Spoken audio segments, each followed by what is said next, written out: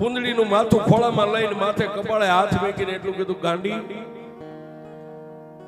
આ ધારની માથેથી તો નજર તો કે જ્યાં દીવા દેખાય છે એ દૂર દેખાય છે, હું કોને લઈ આવું?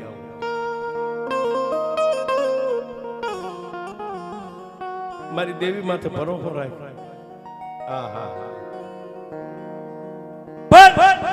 કુંદડીએ એક શબ્દ જે કીધો ને સાહેબ, સ્વામિનાથ ઝૂંપડામાં ખાવાનું કઈ નથી, અને બાળકનો જન્મ થઈ જાય છે ને પછી મને એવી ભૂખ લાગશે, ખાવાનું કઈ નહીં હોય તો હું મારા બાળકને ખાઈ જાય છે, એ પેલા તો કઈક બંદોબસ્ત કરી જાય.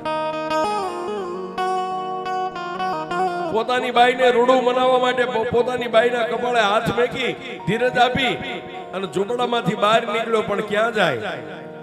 આ ધાર હેઠે નતો ઉતર્યો, ધોડીના ધડીમલે